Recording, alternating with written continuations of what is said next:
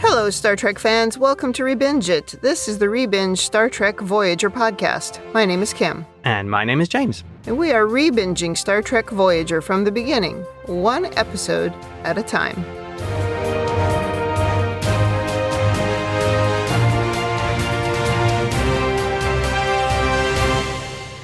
Welcome back to the podcast. Today we are on Season 4, Episode 11, Concerning Flight. This episode aired November 26, 1997. Before we talk about this one, anything to say about last week's podcast, which was Random Thoughts? I have some focused thoughts on that episode. Mm-hmm. I think the sci-fi concept of people trading illicit thoughts in a society that bans any kind of violent thought was an interesting idea. Yeah, but just like any time you try to regulate anything completely, it just doesn't work. People will go out of their way to do something different. Well, I think that episode kind of underlined that for that society. Yep. Well, this week I have the notes, so Yes, you do. I'm ready if you are. Okay. In the cold open, Da Vinci and Janeway enter Da Vinci's studio on the holodeck, and both of them are drenched. Da Vinci throws a piece of his broken bird machine to the ground and starts arguing with people outside of the window who are mocking him. Yeah. It seems they were trying to show the people of Florence his bird machine would fly, but instead they crashed into the river, humiliating Da Vinci. Now he wants to move to France, where the king there appreciates him. Yeah. Janeway accuses him of giving up again and talks about other works that he's left unfinished. He does have a number of unfinished works, the real, actual person. Right. The ship then is suddenly rocked, which Da Vinci interprets as an earthquake. Yeah. But from the bridge, Chuckle says Voyager's under attack. So Janeway takes off, and Da Vinci mumbles, "Earthquakes and idiots. Florence be damned." That was the best line of the episode. I do like Janeway's drowned rodent look. It's quite fetching. And she seems so annoyed. Why is she in uniform when she's playing a holodeck game? I think it's just easier. And if she were going to wear a costume appropriate for a woman in that time period, I think it would be more difficult. Yes. I actually sort of that's like true. that she's just wearing her uniform and that it doesn't bother Da Vinci, because he's obviously programmed that way. I would think more relaxing clothes would be better. Well, maybe she just jumps in and out of there a lot. That's true. When she Yeah. gets a break. And as we And see she gets here, 15 minutes. yeah, she doesn't get any time off because as soon as anything goes wrong, Chuckles is on the phone. And we go into the opening credits. Janeway now arrives on the bridge with perfectly dry hair and a dry uniform. Her personal turbo lift, it has like a hairdryer, buff yourself up kind of thing. Clothes replacement. Yeah. Yeah. Some small ships are flying around Voyager and firing on them, but seeming to cause no damage. But then one of the ships flies over them with what looks like a directed beam of light, and things on the ship start disappearing. We lose the warp diagnostic assembly, some barrels in a cargo bay, the doctor's holo emitter, a biobed, and most importantly, the main computer processor. Yet somehow we keep flying with backup systems, I guess, online. Right. It makes me question of how useful the computer system is on a starship. Because anytime anything bad happens, it immediately goes offline. And they still seem to be able to operate. And here, somebody's actually stolen it. And the ship seems to function. And it doesn't seem to change anything. Yeah. I think they could have made more of an effort in that way, on this episode, because they now are going to spend the whole episode trying to get it back. But there's really no evidence that they have a problem. Right. I do like at the end of the scene, Janeway says, "Full phasers, manual targeting, and keep firing until you hit something." I do like that. Good advice. And we do manage to destroy one of the ships, and then the others retreat. And Tom says, "Feels like we've been mugged." So this thing can actually work through shields. Yeah. Like they're not there. Apparently. And it's beaming stuff when the ship is moving, and it knows exactly what to take. It's like the smartest beam of light ever. It's a very clever beam of light. It's focused light. In a staff briefing now, Tuvok says the Raiders were employing a high-energy transporter beam designed to take objects of technological value. How he knows that, I do not know. They managed to get phasers, tricorders, photon torpedo casings, rations, and other things on top of the stuff we listed already. Yeah. The doctor's freaking out, of course, because his holo emitter is gone, but Janeway says the main computer processor is the priority, and she tells B'Elanna to figure out how to defend from further attacks, and Harry to figure out how to find their missing stuff. I am still amazed that this transporter can work through the shields. and seems to have no problem locking onto things through the shield while the other ship's moving and beaming the stuff out. And the Federation transporters, it gets a little bit cloudy and they don't work. Yeah, there's a rock. Can't beam through that rock. It's like, what? Oh, I've just had a thought. Mm-hmm. Perhaps it's actually that the transporters, it's just a real hassle for Harry to work them. So anytime that Janeway asks, or Chakotay asks, he's like, no, they don't work. It's a bit rainy. It was like when I worked in the concession stand at the zoo, and I didn't want to make snow cones, so I said it didn't work. Exactly. Same thing. Yeah. The transporter's not feeling like working. Really, Harry? Really? Yep. We go to astrometrics. Harry comes in to find Seven, who says, if you're here to fraternize, I do not have time. That really made me laugh. But he's come to use the deep space imaging system to track the ships that attack them. But Seven is already working on that. They have their usual awkward interaction where she tells him what to do, and he says she needs to learn to be more diplomatic, but Seven is like, whatever, she pays no attention to him, as she should. I'm not 100% sure what the point of that scene was. It seemed a bit wasted. Well, I feel it's showing that Seven finds Harry just kind of annoying. And the next thing is, I think Janeway should consider promoting Seven to Harry's spot. Oh, yeah. She's proving to be quite adept at that. Yeah. Although her personal interaction skills do remind me of an old coworker here.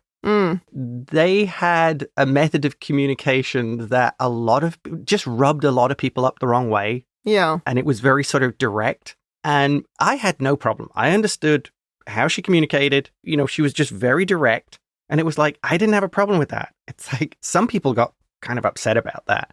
But it was just, maybe it was training from the way my family communicates, but some people found it just a little bit too rude and on point, and kind of like how Seven is behaving here. Literally, actually, thinking about it. Yeah, at some point you have to recognize that people communicate differently, and maybe you need to adjust yourself because they might not be able to adjust how they do it. Right. There was a character, I think it was in only the last season of Ted Lasso. Do you remember?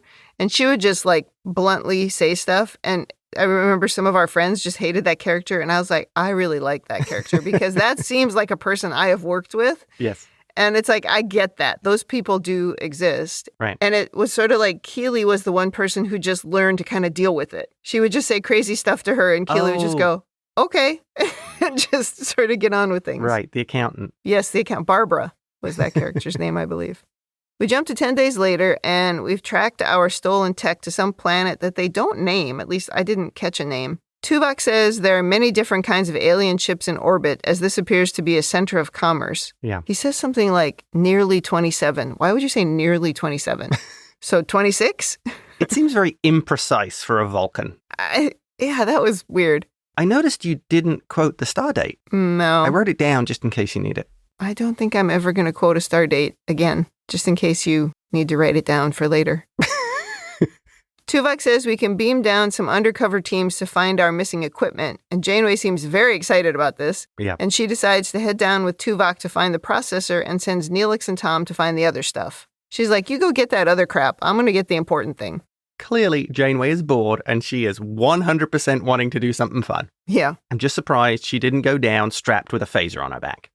Not yet. So we go down now to, I would say, standard issue Star Trek planet. Yep. Tuvok and Janeway are in civilian clothing. And Tuvok, by the way, you might not have noticed this, he is wearing his Mirrorverse outfit from Deep Space Nine. Oh, really? Mm-hmm. Did you go and look? I did. You can Google it, and you will see what I'm talking about. Oh, funny. Save some money on costumes. Yep. Tuvok can't locate the computer processor, but he does pick up a Starfleet signal approaching them. And then, surprise, surprise, Leonardo da Vinci from the holodeck, wearing the doctor's holo emitter, comes running up to them shouting, Katerina! He thinks they're in America. Welcome to America, he says. I love that. In this scene, we do get a number of different alien species. And you know how I always like that on Deep Space Nine, so I did appreciate that. Even if it is an entire planet of pirates, as Tuvok seems to think everything there is pretty much stolen. Yes. After an ad break, Da Vinci says he doesn't know exactly how he got here, thinking maybe Spanish sailors knocked him out and brought him here. Like, that's a long journey to be unconscious for. I do like how the holo program concocted this whole story of him being kidnapped by Spanish sailors and smuggled to America. It was very funny. He asks Katerina how she got there, and Janeway gives him a story about a Portuguese ship and Turkish pirates and hurricanes. And then she says, it's a long story. And then they see some people trading in Voyager tech nearby, and Da Vinci mentions he has a demanding patron. When asked about this patron, he says he's the prince of this city. When he steps away, Tuvok says Da Vinci is interpreting everything through the limited capacity of his holodeck program. They speculate on how his active program must have gotten placed into the emitter by someone, perhaps this mysterious patron that he speaks of. Yep. Da Vinci then returns and says, "You must see my new workshop," and off we go. His workshop appears to be a bit more technologically advanced than his old one on the holodeck. Oh, and I love his use of language here. This is one of the things I think that repeats through this episode. It goes back to what Tuvok said, how he's seen things through his program and putting it in a way of the 16th century. So his use of language is quite flowery when he takes them into the workshop and says, "My workshop in Florence was but a cave of ignorance in comparison." I do like that little touch. Right. He raves about the prince, his patron, appreciating his talent and also that he has deep pockets. In awe of my talents. Janeway finds some schematics for his flying bird machine, which he says he's building with better materials from this land. While they're walking around the workshop, he's following Tuvok and sketching out his ears on what looks like a small whiteboard. That was cute. Yep. Janeway sees a phaser, and when she picks it up, he cautions her to be careful because he says, "They found a way to harness a thunderstorm into a pistol and expel it with great force." Yep. And he gives her a demonstration of the phaser. And then when Tuvok picks it up, he pulls it back from him as well. Mine. They ask to meet his patron, and he says, "You shall tonight, but be cautious because he's ruthless as a Borgia." Nice touch there. Reference to the 16th century family that was a little, what's the word? Machiavellian? One of them was the Pope even. Yes. On Voyager, Paris and Neelix have returned with some stolen items and an alien wearing a Starfleet uniform. Yeah. From him, we learn about someone named Tau, who controls the 7th province and deals in stolen weapons and technology. It seems his translocation device, the one that he used to steal stuff from Voyager, is also something that he stole. Seems to make sense. It's only a short scene, but we have to talk about a few things here. Chakotay tells him after he gets his information, "Oh, you get to keep what you got." So, the Federation weapons the guy's sitting there with? Yep. He's lucky he didn't get tossed out of an airlock. Yeah, I don't know why we allowed that. Chakotay lets the guy leave and just wander down the hallway with a phaser rifle. With a gun, yes. This is how Chakotay gets people killed. Maybe they disabled it or removed all the tech without him knowing. That would be the only acceptable way, because if someone gets killed with this weapon or it gets reproduced, the Federation is going to be blamed for it. They're allowing their technology to fall into the wrong hands. It's wildly irresponsible. The only thing I would accept is if they put a locator on it and beamed it back later, because this is, you don't let this stuff get out of your hands. Remember that episode where in Deep Space Nine, in the transporter, they disabled the weapons? Yeah. That's what I'm thinking they did. That weapon actually is no good anymore. Didn't they beam some Jem'Hadar up and beam their weapons away? Oh, yeah, could have been. That's right. I think that's what happened. The weapons just disappeared when they got there. Yeah, so they're going to beam this guy back down and he'll be holding his weapon and it'll just be gone. And take away the uniform. This, to me, is wildly irresponsible. Yeah, because the uniforms, too, are tech. Yes. Yeah. Down to the planet where we meet this Tau, who is discussing selling weapons to a customer. When the customer balks at the price, he says, "Well, if it's too expensive, I can always sell it to your enemies." So he's about as shady as you would expect. I have changed my opinion on this planet. This place seems like a hive of scum and villainy. Nice. I don't think we've seen this kind of alien before. He has large bumps on either side of his forehead. He has really sunken in eyes. He's kind of like the same, maybe skin coloring as a Cardassian, maybe a little bit greener. And then he's got some lines on his face. But the funniest part of the whole thing is I can only describe his haircut as a bob.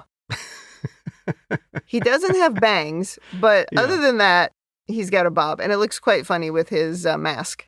Janeway and Tuvok are nearby talking about how they haven't been able to locate the computer processor yet. She sends Tuvok to keep Da Vinci occupied while she makes contact with Tau. Tuvok complains about being forced to make small talk, and he and Da Vinci do have a kind of comical conversation, but nothing really comes from it. Yeah. And they mention the Isle of Vulcan. Right. Da Vinci says something about Vulcan, and Tuvok's like, wait, what? Vulcans do not make small talk. Right. Janeway, meanwhile, tells Tau she needs a computer replacement for a client. He says he has something that will interest her and takes her to a nearby, I don't know, like a console, I guess, where he presses a button and he asks the computer how it is. And we hear the familiar Majel Roddenberry voice say all systems are functioning within normal parameters, which kind of makes Janeway smile. Yeah. We hear the tech specs of the computer, and I liked simultaneous access to 47 million data channels and 575 trillion calculations per nanosecond. Yet somehow, remember, it would take like minutes to download a book. Remember? Yeah. Well, that's the thing. It says these communication channels. It doesn't say they all run at 1200 baud. Well, anyway, Tau says he'll sell Janeway the computer, but he couldn't let it go for anything less than a warship. Yeah. Which gets a reaction from Janeway. He says, maybe we can find something more in your price range. He's like, you've come to the Maserati dealership. We don't do loans. I feel here, Tau is not really that smart. Janeway just rocks up and he shows this computer to her that he just stole. Yeah. He should be keeping track of exactly who he's stolen stuff from. Nah, he is not paying attention. This guy is going to get nuked from orbit sooner or later. I think this is one of my overanalysis points that we'll get to, but I don't think he's the most interesting or smartest villain we've run into. And no. Now we jump to Janeway and Tuvok looking at Da Vinci's drawings of Tau's so-called fortresses where he's keeping their stolen technology. Tuvok is really impressed with Da Vinci's drawings and also with his powers of observation. Yep. In this scene, Janeway is standing in front of what looks like a 5-foot-tall Christmas tree ornament made out of flower pots. It's like I had to write that down. We also get a Freud reference here. Yeah, we get a lot of references here. Janeway talks about Da Vinci's complicated brilliance and mentions something about James T. Kirk meeting him, saying the evidence of that is inconclusive. I had to look that up, and this is from a TOS episode called Requiem for Methuselah, where they met an immortal human who claimed to have lived under several aliases, apparently, including Da Vinci. I don't remember that episode. I do, but Spock removes it from Kirk's mind, so either he didn't and was just saying he did, or Spock went and blabbed about it later. If Kirk was the one who mentioned it, then it would make sense that Janeway says that like it hasn't been proven or it's inconclusive. Right. I will make a note here. So he's making these really good maps. Now, I think one of the problems you would run into with these kind of recreations of historical figures, you're basing them on the legend, and maybe you're giving them skills that they wouldn't really have. So the person writing the program goes, oh, he was really good at map making. So I'll put in a map making algorithms from the standard how to make maps program. And all of a sudden, this guy can make fantastic, accurate maps and to scale and everything. Whereas maybe the real character wasn't that good at it. So much of the character you would be building would be building blocks of legends. Yeah, I mean, it could be that it's an extension of the legend, or maybe he was really good at this. I don't know. Yeah. But at any rate, it's really a computer drawing the maps. Yeah. And it's what they need. How is that surprising that it can do a good job at the maps? Well, yeah, and he says something later about it could do better than the computer. And it's like, but it is the computer. Right. What are you talking about? Yeah, they've taken the mapping algorithm and just put it into the Da Vinci program because that was part of the spec. Yeah. Well, Tuvok freezes Da Vinci's program and suggests taking his maps and returning to Voyager. Janeway disagrees, saying she'll keep working on the surface with Da Vinci, but Tuvok, of course, cautions against putting too much trust into the holodeck character. I mean, he says something like he was notoriously unreliable, but also it is a holodeck character. Right. She sends him back to Voyager anyway, of course, because she's made up her mind. On Voyager, the Doctor is realigning Seven's optical interface. He is bored now that he's back to being trapped in sickbay. Yeah. So he's looking for the hot goss that he's missing around the ship. I kind of get the Doc here. He's starting to suffer from cabin fever. And I totally get that as somebody who, if they get sick, after 3 days, I have complete cabin fever and want to go out. Mm-hmm. I do not like being stuck indoors. Seven is not the right person for this, though, because she's like, everything is normal. Yeah. She does eventually admit to being part of a disagreement with B'Elanna, who she says became emotional and chose to display hostility, which sounds like B'Elanna. Yeah, she was fighting with Torres, which makes complete sense. Before she can give all the details of the Klingon insults that Torres was hurling at her, Seven gets called to the astrometrics lab by Tuvok. There's a hint of a B story here, which is Seven is not terribly good at interactions yet. And again, this is something you should maybe be training her for or socializing her of being able to do, because that was the point of the scene with Harry earlier. And then this story is a similar thing. I mean, I suppose you could argue that that is how they're training her in social interactions, is that she's working with these people who are all quite different. So she does have to see sort of the spectrum of reactions from all of them and learn to adapt. But then, of course, going to the doctor for any advice is a terrible idea. Yeah. But I think you would want to try more specific instructions about telling her, okay, when you're dealing with a Klingon, don't get into an argument with them because it will go south very quickly. Right. She also could read that. That's true. Maybe she feels she doesn't need to know these things. Probably. Yeah. I am an expert at communication. When I was the Borg, I was able to communicate with 1 million people simultaneously without complaint. Back to astrometrics, Tuvok is uploading Leonardo's maps so Seven can create a search pattern for the missing processor. If only they had like sensors or scanners that could, map the surface of the planet. Well, they don't have the computer, remember? Oh. But somehow astrometrics still works and they were able to track the ships. I cannot explain any science in this episode. It's like we're on the holodeck. Yeah. Maybe that's a good overanalysis. Maybe this really only happened on the holodeck. Oh. Seven does mock Tuvok a bit for referring to a holodeck character by name. Like, how would you refer to him then? I don't know what she's talking about. The program. The dude with the beard. Yeah. They manage to locate the processor quickly, but find the building surrounded by a dispersion field that the transporters can't penetrate, of course. He says a power surge in the processor might produce a strong enough signal to allow for a transporter signal to lock on. Yeah. So Tuvok calls Janeway to give her the news. She says Leonardo can help her find and get into the facility. But as they're talking, Tau appears with a phaser, having overheard her conversation. And he's like, "Oh, Captain." He takes her comm badge and threatens her, while Leonardo sneaks up behind and hits him on the back of the neck, knocking him out. Yeah. She takes her comm badge back and his phaser and says, "Let's go." But then he hedges. She has to convince him that he's in a sort of prison here, though he says it's a cage of gold. But there's a lot of pointless ranting and arguing here, and he finally says he'll do it, but for her, not for anyone else. Point of order here. Now that Tau's down, just shoot him. I will say, in my notes, it says, now we just leave the bad guy on the floor, like shoot him. Or beam him to Voyager, do something. Don't just leave him there to come and chase you. Take him prisoner. Or beam him to the other side of the planet. I know they just leave. It's so dumb. Agreed. A very non-violent thing to do would be beam him up to the ship, find a desert island, beam him on there. Yeah. He's knocked out. Yep. There are no other henchmen around that they've seen. So there's no real sense of urgency. Yeah. And yeah, it doesn't make any sense. To be honest, I think we're seeing again, this guy is not in the top tier of pirates. No, he is not. What is a low-rent pirate? In normal circumstances, this is the pirate captain who would get mutinied against and thrown off the ship. Right.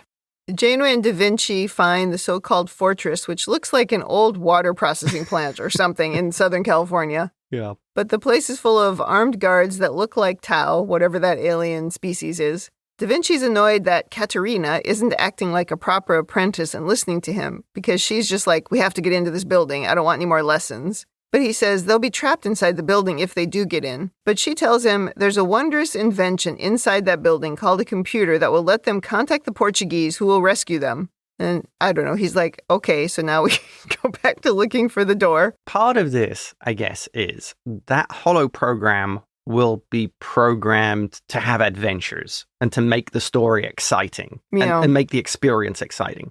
So it's kind of smart that Janeway is playing it like that, of saying the thing, if we go inside, then the Portuguese can rescue us.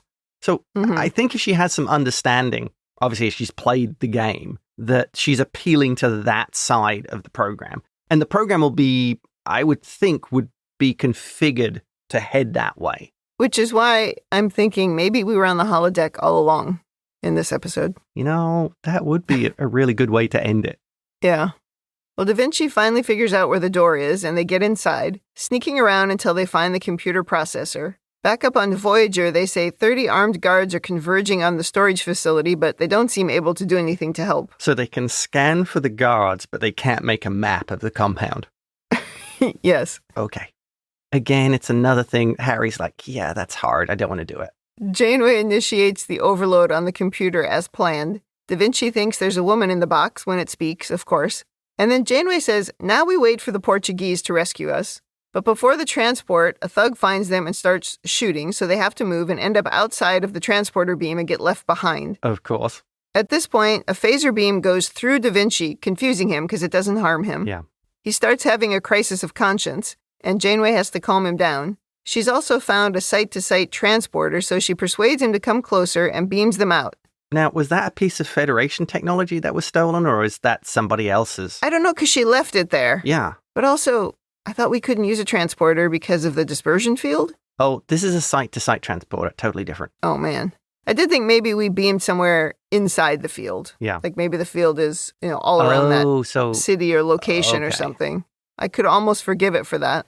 So it's like a protection shell, and they can beam within the shell. Yeah, that's what I was thinking. Yeah. But absolutely take that thing with you. Even if it's not yours. Right. It's not his either. No, he stole it. And plus, I think this planet's morality works on finders keepers. Yeah, clearly. So you would be consistent with the local norms and customs. Yes. Upon Voyager, we've got the processor, but not the captain. Yeah. Tuvok reports some ships from the surface are now flying toward Voyager. Janeway and Da Vinci are traversing the California hills. He's melting down about the magic he just witnessed, asking if they're actually dead. I thought that was funny. Yep. Janeway spends a ton of time convincing him that he just doesn't know this world, and she has to get him to accept that. Again, the program getting in the way. But just turn him off and carry the emitter until Voyager rescues you. I mean, this is annoying, and I would accept it if we were on the holodeck, but we're supposed to believe that there are guys with guns chasing you, and you're just going to stop in the middle of a hill where there's no protection and argue with a hologram. Yeah. Computer, disable hologram. Yeah. Or just get a rock and hit his mobile emitter and it goes offline immediately. Knock it off him, yeah. Eventually, he is convinced, and he says, follow me, I have an escape. And so they take off again when they hear the bad guys approaching. B'Elanna gets the computer back online up on Voyager, so we've got transporters back. By the way, we've used transporters several times already, so I don't know what that means. We beamed Tuvok up earlier. And they beamed down at the beginning. And they beamed down. So have they got them more working? I don't know, and it's not about the dispersion field either, because they still can't beam through. They still can't transport through the dispersion field. So it's like they forgot to double check their work in this episode. It's so sloppy. And speaking of that, for some reason, we have to go into lower orbit to transport. Again, maybe it's because of this dispersion field, but they don't say why. And they have to be within 500 kilometers of the surface. My note here says, in capital letters, too high for transport, ? And they beamed already. It's confusing. There is some wild hand waving here. In a weird way. In a, to be honest, sloppy way. Because you only need a line of dialogue saying the dispersion field's causing havoc with everything. Yeah. Or something. They've shot some weapon up, or I don't know, something. We have to get to a much lower orbit just so we can lock because of the dispersion field. But no, it's too much hand waving. There's too little precision in the story. Yeah. And usually it's a hand wave to not explain something complicated. But in this case, it's a hand wave to be like, don't look over there. Yeah. You don't need to know that that's going on. It's like, what do you mean? And to get down to 500 kilometers from the surface, they tell Tom that he'll need to do some fancy flying as the small ships begin to attack. But from here, we have the slowest descent possible of only 500 kilometers, because I think they say they're at 900 or 1,000. And it takes them so long to go 500 kilometers. It's like, what are you talking about? I'll also point out that without the computer and without targeting, they were able to destroy those ships with a single shot. Now, they've got everything back. Yep. Can't Tuvok just Good go, point. okay, I'm targeting all the ships and destroying all of them with a single phaser shot. Yes. No, we don't do that. And let's add to this, they are pirates. Yeah. So I don't think rules of engagement apply. No. Down to the planet, and we arrive at Da Vinci's new flying machine. That's where he was taking them. Yep. This one is made with more advanced materials. Janeway does a quick examination of it, and then they climb onto the bird. But this time, there's no river to land in, so it's a bit riskier. Yeah, he makes a great line like, there's only the rocks to brace our fall. Yes. The bad guys chasing them now fire on them and miss, of course. Naturally. So they're going to have to take off. Voyager is still descending as Tau and another bad guy. So now it's Tau, by the way. It's not just a random person. But Tau and another bad guy watch Janeway and Da Vinci fly off in the glider. I have no idea why they don't keep firing at them and at least damage the wings or something. Maybe they've never seen anything flying before. Maybe. Or maybe they wanted to save that, or maybe he wanted to save Da Vinci. I hadn't thought about that. I think it's completely reasonable to assume that he found Da Vinci useful. Yeah, and sure. Did not want to either lose Da Vinci or lose that holo emitter. Yeah, that could be. Also in this scene, there's a wonderful bit of late 90s visual effects. Them actually flying off the cliff does seem, it's good for TV of the time. Yeah. Well, it's some CGI, some 90s CGI, which wasn't that great. I remember when Terminator 2 came out in the 90s, and that was so amazing. Oh, yeah. Well, that movie. But now you watch it, and you're like, wow, that's cheesy. But it was really good for the 90s. So our standards were different.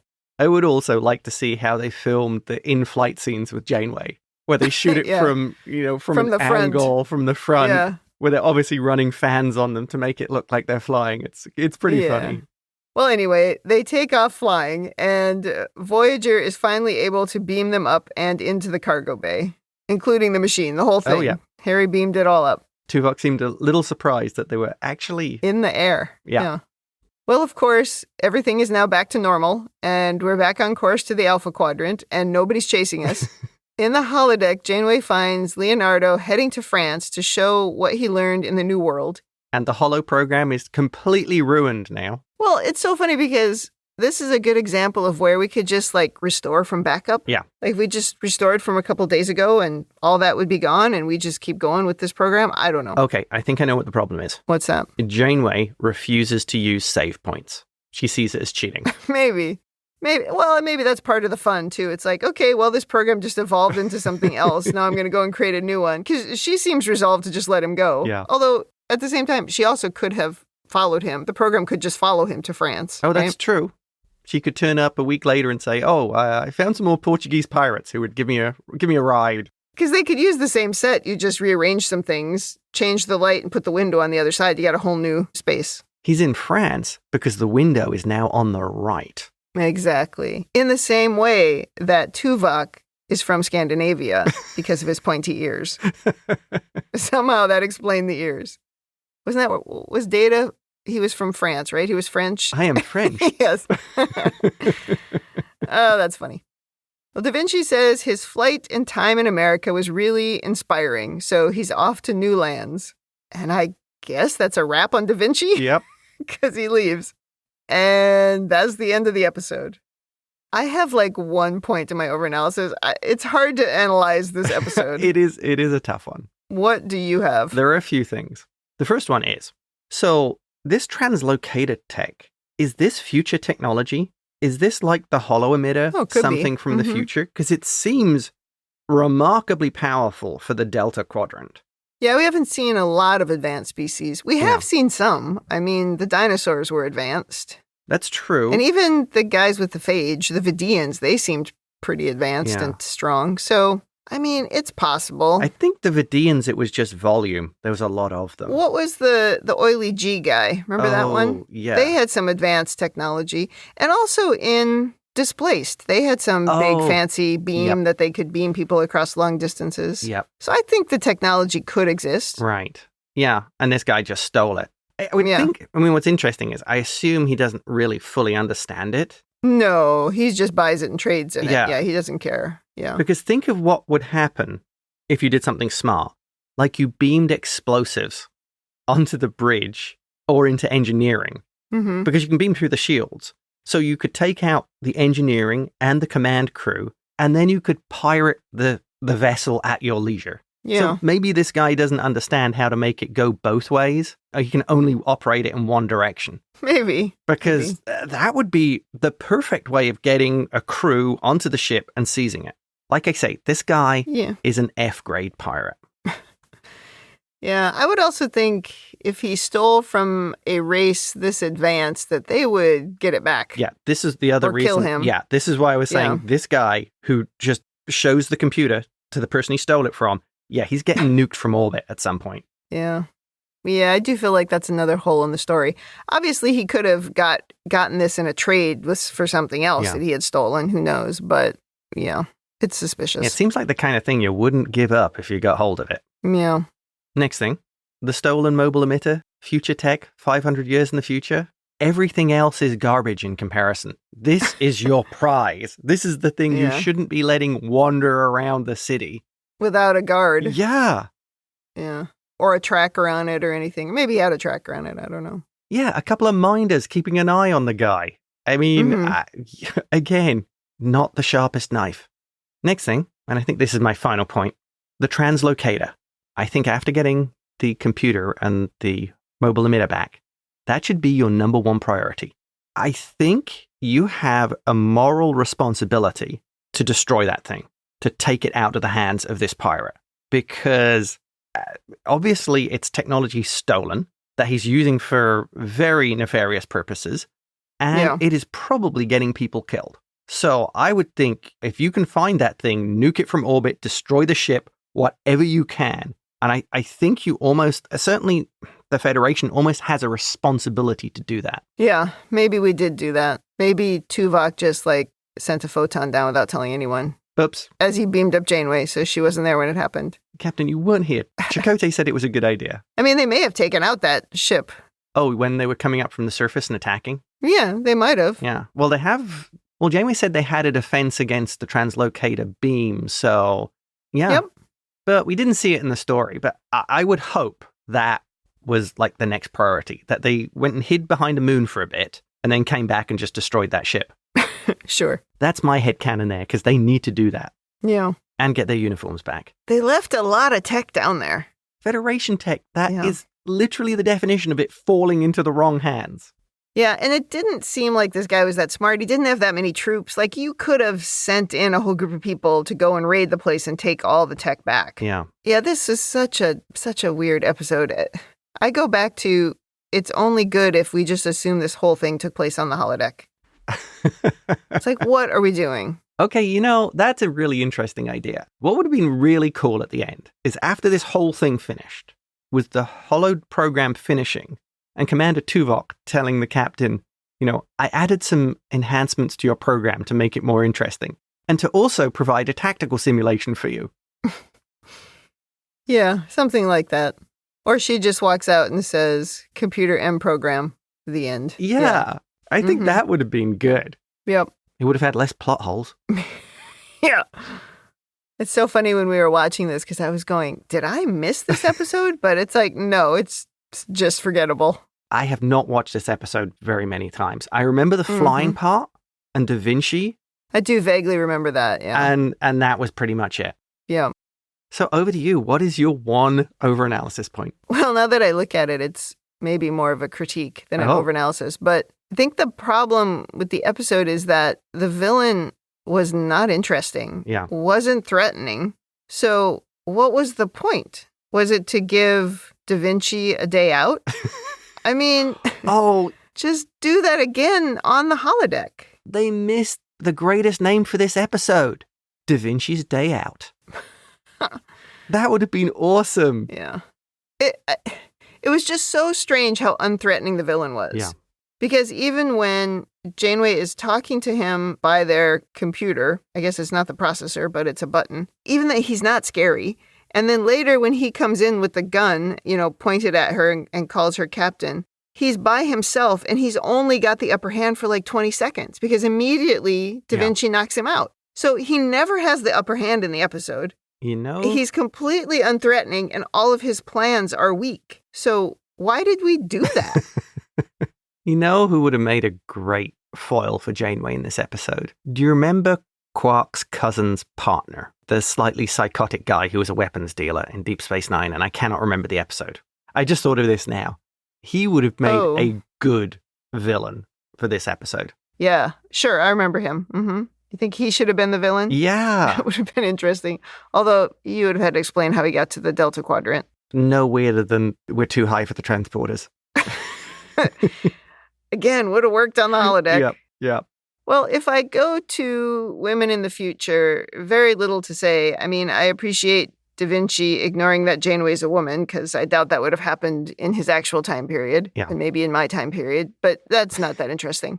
In Janeway's leadership corner, okay, would the Janeway who flew Voyager through 2 binary pulsars because she had a headache really tolerate nonsense from a hologram that is putting her in mortal danger? Let me think. Not a chance. No. Very inconsistent Janeway leadership in this episode. I don't appreciate it. Your comment, if this was a game, if this was a program, then it fine. would make perfect sense, because she would be trying to win the program. You can't just turn Da Vinci off. You have to complete the task. Yeah, if they had explained she couldn't turn him off, that would have changed a lot of things. Yeah. But Tuvok specifically stopped him in the one scene. And it's like, if he can do that, you can do that too. Right. Like, they could have damaged it, so, they had no control over anything. Yet another hole. Yeah, we didn't do anything. Well, speaking of holes, let's go to rating. Thumbs up, thumbs down, or neutral. What is your rating? Okay. I will preface this with, it's a John Rhys-Davies episode. It's what my rating says too. It's nice to have him in there. He is such a character. It kind of makes me forgive the fact that there's holes you can drive a truck through. And he really sort of does make this character that's larger than life. And I think him playing a hologram is perfect. Mm-hmm. It's a really good use of him. It's a shame the story didn't have as much work put into it. Yeah. It's literally just scraping a thumbs up. Mostly because of him. It was an interesting concept. I just think that it needed a little bit more work, and you could have made something special. So, a thumbs up, just. I would say it had some cute parts, but no real stakes. It was kind of like a holodeck episode with no real stakes. Yeah. The characters outside of Da Vinci and our normal characters, they were boring. I mean, there was really only one, and he was boring. And it seemed like the whole purpose was to give, just like you said, this actor an opportunity to play Da Vinci, outside of that one room. Right. But you could have, gone back in time to meet him for real or something. Oh, you mean meet Flint? Yeah, meet Flint for real. But this was silly. Yeah. Now, it's not terrible enough for me to give a thumbs down, and it's in no way offensive. There's nothing offensive in it. But I think back to the episode Revulsion, and I felt like there were some real plot holes in the A story. You liked the A story. The B story was terrible. And I guess offensive. So that does... so maybe it's not fair to compare. Okay. This is Kim live figuring out her rating. I am talking through my rating. Yeah. Okay, I was going to give it a neutral, but I think you're right. I think the bare minimum thumbs up is the right rating. Yeah. Because it is not a terrible episode. It is not offensive. But at best, it's forgettable filler. And which is a shame, because it didn't need to be. No, it didn't need to be. It needed a better villain, or we needed to go back in time so that all those plot holes were not there. Yeah. I love your idea of it being a holo program. That would have been such a great twist. Where Janeway is stuck in there or something, and they can't get her out. Right? They do that all the time. Yeah. It's almost like we need a category: thumbs up, neutral, thumbs down, filler. Filler. Well, not offensive. I suppose that's what neutral is supposed to be for, but I think in the past we've used it for when it wasn't terrible, but it wasn't good, right? And this is different. Yeah, I think episodes that are meh are really the neutral ones, and I don't think this is meh. No, this is cute. This has cute stuff in it, and the performances are fine, right? They're pretty good. Agreed. And there's little laughs and things in it. It's just goofy, is how I would describe it. All right, well, that wraps up Season 4, Episode 11. Come back next week for Episode 12. In the meantime, if you'd like to send us your own overanalysis of this or any episode, or if you just want to say something nice, you can email us at rebingeit@gmail.com, Or you can reach out to us on the socials. We are on Instagram, Threads, Blue Sky, and YouTube at ReBinge It. Or you can join the Facebook group, facebook.com/groups/Star Trek TTM podcasts. Thanks for joining us on the ReBinge Star Trek Voyager podcast. That's it for me. And that's it from me.